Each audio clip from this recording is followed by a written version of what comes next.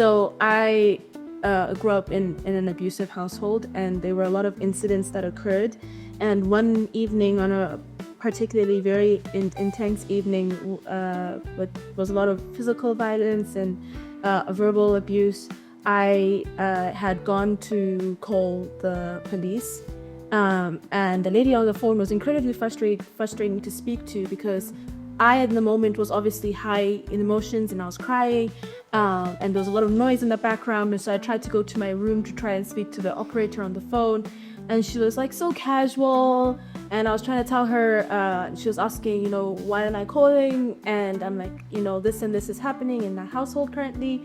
And then she's asking for my address, and she asked me to repeat my address about 4 different times. And then after that, she was like, okay, I'm going to send you a WhatsApp number, write it down so that you can WhatsApp me your address. The entire time, I think I spent about good 5-6 minutes on the phone trying to explain the situation to a person who was not understanding the urgency of the situation. And by the time the police had arrived, the police officers immediately go to speak to my stepdad, and I was the one who had called the police. And when they're speaking to him, he's completely trying to make the situation seem like to take control of the situation.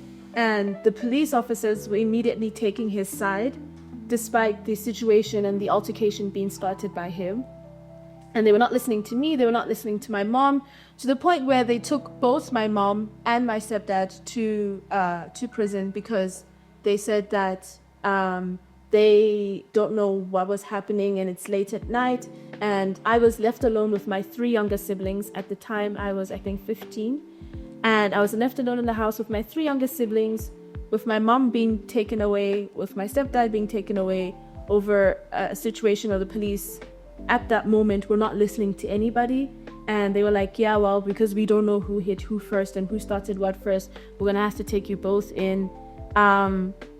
And so they took them both in. I had to call my aunt. It was really late at night. She came over. She drove all the way to come in and look after myself and my siblings.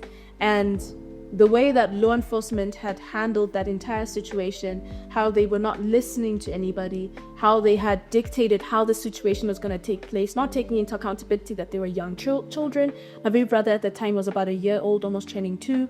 Not taking into account the fact that my mom had even tried to explain that she was breastfeeding, so my baby brother needed, my mom to be around. They were not taking into account the fact that they were leaving minors behind, because at the time I was a minor myself, to look after these 3 younger children.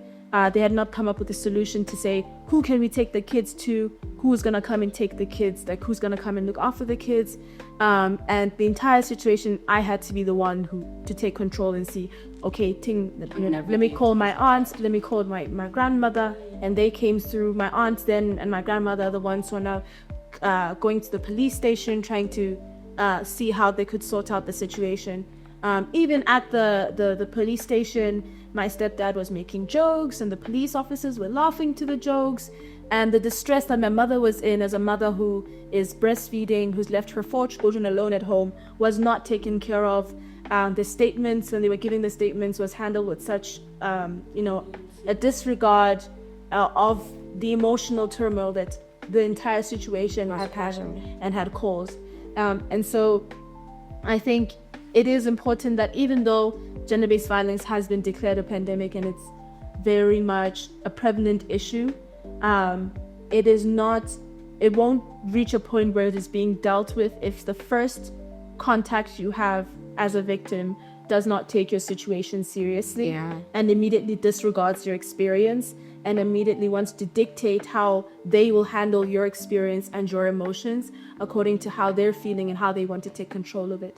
And as a question to wrap up, I want to ask, what are practical actions we can take in our schools, communities, and countries in order to address and take action against gender-based violence? We'll start with you, Angie.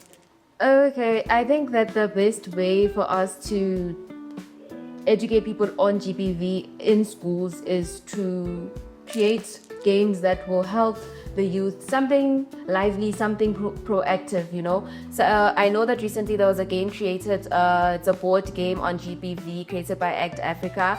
no to violence, and it creates scenarios that we as individuals or in teams, basically as a game, we have to just give them responses as to what we would do in such a situation, and that helps us understand how people view abuse and what they consider to be abuse. And not only are we able to see other people's point of views, we are able to correct such behavior, because yes, we are educating them, but also in a way that allows them to view their points, to express their points without being judged, So it's very lively, it's very chill, but also it can get intense, which is what I like about that. So yeah, games are a good way to do that. What about you, Blessing? So I feel like as much as we do still create this awareness campaigns and stuff, we can make change, like bring more survivors in, which who can talk about how they encountered this whole GBV thing, and we should like support them, believe them, and like find alternative ways to do things and to cope with the whole GBV thing. And for example, the other time when we had some ladies come into the shelter and have some like a therapy session with teenage girls, it was not easy for the teenage girls to express themselves and say what they had faced or encountered until our mentor had to express herself and say what she had encountered before we could. So I feel like that should happen more often so that we can be more comfortable speaking to everyone about our situations. Thank you, Best Mate. And I feel like we should also have more empathetic people who are more understanding or trained to become more empathetic, especially in places such as workspaces and schools. For example, at my school, as I mentioned, our Zulu teacher, she's very empathetic. I remember opening up to her about something I was facing at home, and she was so nice about it, so sweet. And then on the opposite side of the spectrum, another teacher, same gender, same race, I open up to her and she brushes it off. She's like, "You'll be fine. Wash up, go write my notes." I'm crying. I'm crying here. Yeah, like So, with the people should be more empathetic towards those who are facing things, especially something as serious as gender-based violence. Violence should not be tolerated and normalized because it just messes everyone up. And just all in all, more empathy would be nicer, and training, especially for those who are working in schools, as I mentioned, and even like shelters like this. In closing, there's a lot that we can do as a society to not just raise awareness, but to understand why ignorance is a problem. It comes through dismantling certain belief systems around certain genders.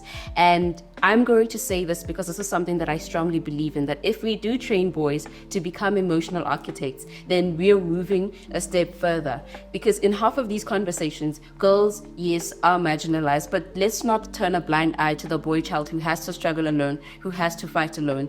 If you continue to empower the girl child and you give the boy no tools to empower himself, you only perpetuate the cycle of GBV. Let us empower boys just as much as we do girls. Remember, gender-based violence does not only speak to women, it speaks to both genders. It presents itself in different forms. Let us all be proactive and continue to move forward.